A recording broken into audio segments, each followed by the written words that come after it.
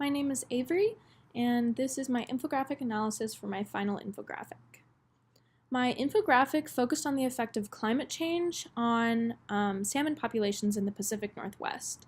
Through my infographic, I really wanted to take a broader topic of climate change and show how it can affect a really narrow topic, salmon populations, and specifically salmon.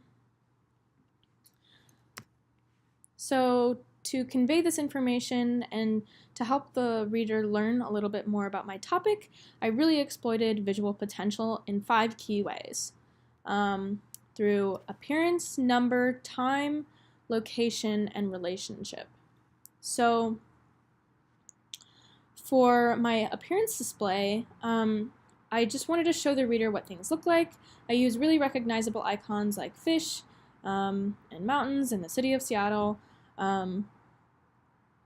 so that they can focus more on what they're learning and less about figuring out what I'm talking about. Then there's location, which conveys where things are, spreads them in a readable way, and relates certain things to a place. Then there's time, which is showing how things progress. In my case, I used the life cycle of a salmon. My numbers display was a matter of how to display raw data that was really important to conveying the information I wanted to convey in a way that was engaging and also drew the reader's attention. Lastly, I use a relationship display to show the relationship between a broad thing like climate change and a narrower thing like salmon. For my appearance display, I wanted to show the first aspect of how climate change is affecting salmon in the most basic, surface level way. My appearance display is at the top of my infographic. It's the first thing that viewers read, and to make it a display that eases the reader into my topic, I made it a really clear, really simple display. Like I said, throughout my displays, I use really easily recognizable icons.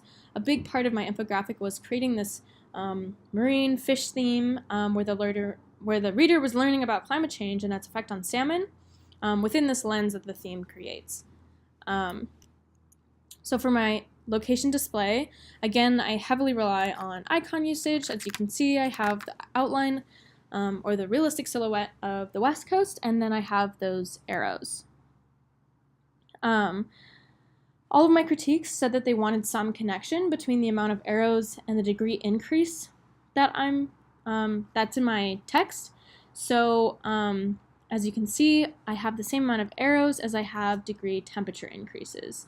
That just helps to create more of a relationship between the actual display and the information that I'm telling them. My numbers display, I wanted to use the same type of display that my visual model used. It's really recognizable, it's easy to tell what it's trying to convey. This fish that has the red tail is meant to be 13% of the whole fish. A big part of why that works, I'll go a little bit more into that when I talk about encoding, but I use red for the tail and red for the 13% to show that there is a really clear relationship between the two. And just kind of shows that really drastic population decrease. For time, I went with a timeline display just to show the life cycle of a salmon. It's chronologically ordered, starting with when they're born all the way until where climate change is affecting them so much that they die. Spacing, I went with the most readable way. So one of the ways I could have done it is space them based on how old they are. So I could have made the space between born and 3 months old shorter than the space between 5 to 10 weeks old and 1 to 3 years old, just to show that kind of time progression. But I tried that, and because I wanted to make the end point of the timeline the focal point, I made them evenly spaced to be the most readable and to draw the reader's attention to that end point. My relationship display, I wanted to show the relationship between increased temperatures and the life of a salmon. Like I said, it's at the beginning of my infographic, so I wanted to show a really easy and clear display. It's basically a flow chart, but instead of putting arrows in between each element, I put this one big one underneath. A big reason why I wanted to do that which will also tie a little bit more into the layout, is that all of my displays are read left to right. So since this is at the beginning of my infographic, this kind of just gives a visual aid to show readers how they're supposed to read things, if it's not for some reason clear. And then I did just want to show that really simple relationship between climate change and habitat of salmon at a really, really surface level. So for encoding, I use... So for my color, my harmony overall, I would say, is analogous. It covers a really small section of the color wheel. It has those cold, cool blue colors, the black, you have the white, but I wouldn't say that it's fully analogous because it does have that prominent red, but they're not complementing. They're very abrasive, contrasting colors. I would say the tone of the whole thing really is that cool background, the off-white, the black, but then there is that really, really bright red contrast of warm red.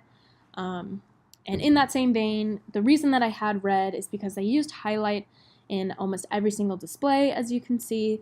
It was really prominent in my color and my visual model to use red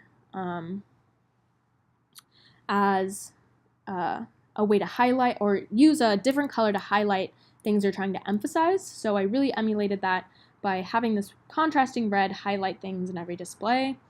Association with color was a really big thing for me. Like I mentioned, I really wanted to make my infographic have this kind of theme feel.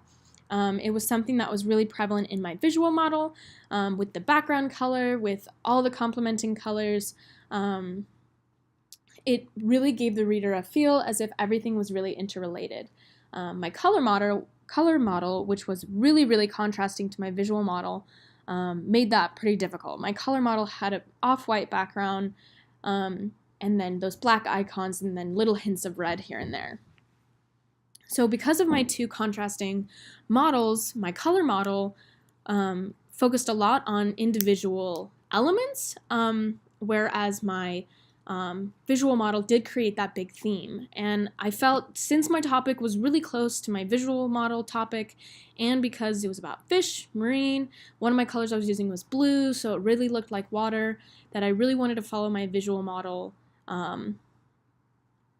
and create that background blue, to have this association when people see the color like it's blue, like they're looking at the ocean with all the fish in it.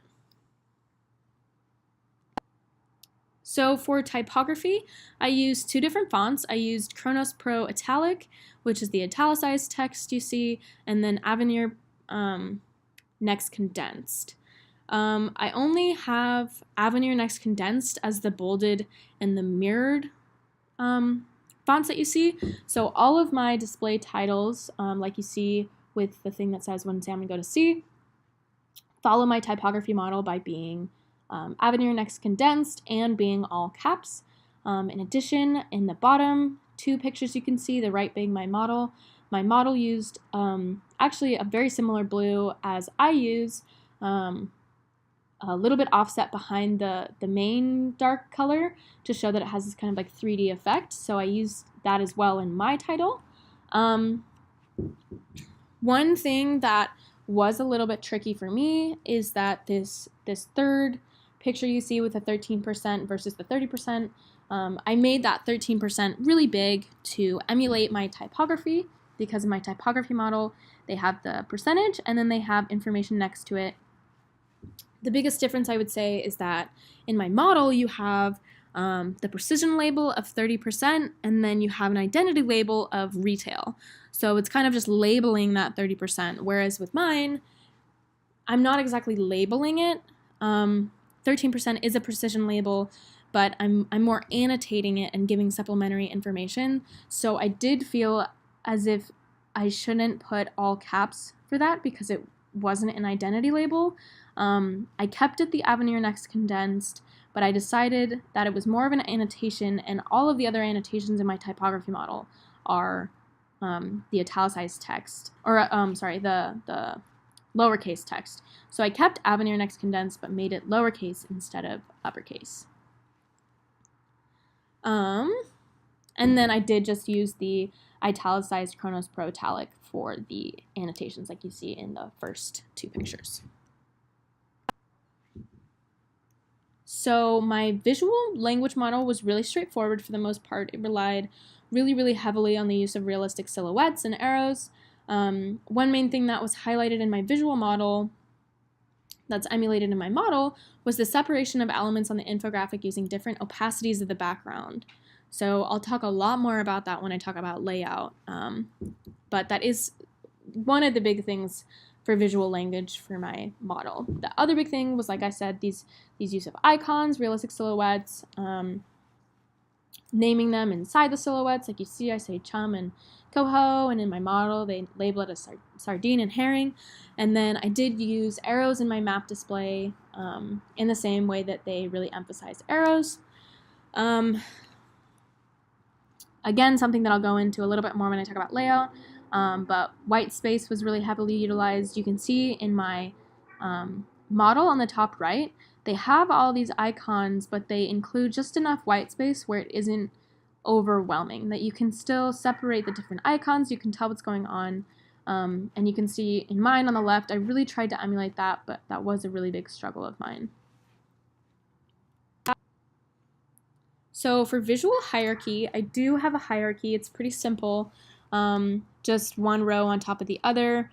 It gets more in depth as you go down. It's that intuitive flow of information that I was mentioning earlier. The header at the top is the largest font that you see throughout the entire infographic. The second largest font that you'll see is all the bolded capitalized titles for each display. For every display, you do have these dark icons.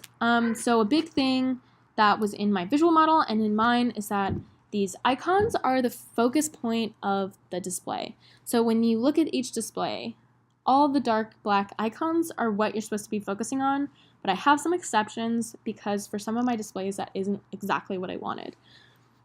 The biggest one is my map display. So because I used off-white, or blue instead of the off-white as my background, I still needed to find ways to incorporate that off-white that was in my color palette for my color model.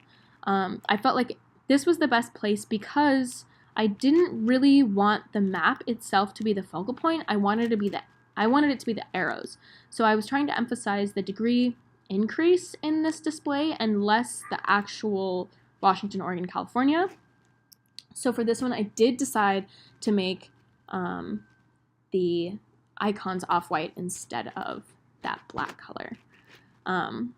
Like I mentioned in the slide before, the biggest challenge that I had really was emulating the great balance that my visual model had between white space and information. They really kept a lot of white space, incorporated with all the information that they gave. Their whole entire infographic seems not overwhelming. It doesn't feel cluttered. That was the biggest challenge for me. As you can see, I tried to incorporate a lot of white space into mine. The two first rows are a little bit more cluttered than I would like. But that balance between the two was really the biggest challenge that I faced in creating this infographic. And then just finishing up, my annotations are always the smallest text you'll see. So if it's not a title, it's not the header, it's going to be pretty small. And then the titles, like I said, are always capitalized, bolded. And that's it for visual hierarchy. For excuse me, for unity and variety, the unity definitely comes from the grouping of elements that are all really similar, of the same theme, like I was talking about, all fish life, stuff like that. And then the variety really comes from different sizing. So all of the icons, except for that white map decorative element and the off-white fish inside of the big red circle, all of my icons are black. So there's a lot of unity in that. It really interrelates them. And then I do have that contrast of red everywhere. I need to mention that all of my icons are realistic silhouettes except for the rocks in my first display. The reason I did that is because my visual model used rocks in one of their displays, and I needed rocks to show the habitat of a salmon, and I decided to emulate that. I needed to stray from their usage of realistic silhouettes and follow the fact that they used outlines for the rocks. So it is following my model, but it is straying from the realistic silhouette usage everywhere else. Like I said, the variety comes from size. As you can see in the highlighted section I put on the right, you do have similar elements. You have 2 fish, you have a bunch of zooplankton, but my visual model really emphasized differing sizes to create that kind of depth within the infographic. And then all the typography is the same size in terms of unity. So it really makes everything look pretty consistent. For layout, this was a big part of the background conversation for me. So my layout, as you can see, including the header, is 7 rows and 2 columns down the middle. So they have that thin white line down the middle and then 7 rows. The big thing is that the 7 rows are all separated by color. They don't have a line separating rows. It isn't like a line going across, dash line, anything like that. It's just the differing opacities of color that separate this into 7 different rows. As you can see, I have the exact same thing happening in mine. I have 7 rows, all split up using darkening as you go down, opacities of that blue color. Again, I wanted to make this seem like water, fish in the water, create this big theme, and that was a big reason why I decided not to go with the off-white, because with off-white, I couldn't really do quite the same thing, and my visual model really emphasizes that. It's a big part of what you see when you look at it. That darkening opacity. The varying sizes of rows, as you can see, the last one is the biggest, the first 2 are pretty small. I tried to emulate that by also doing that. I have varying sizes. Last one is the biggest as well. And then again, like I said, they have a lot of white space within their layout. It really aids in keeping things from getting too cluttered, and I really tried to emulate that in mine. Lastly, I have alignment.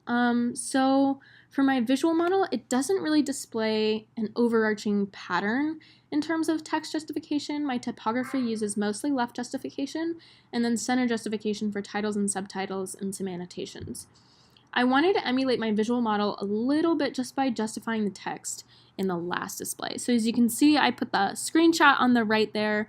My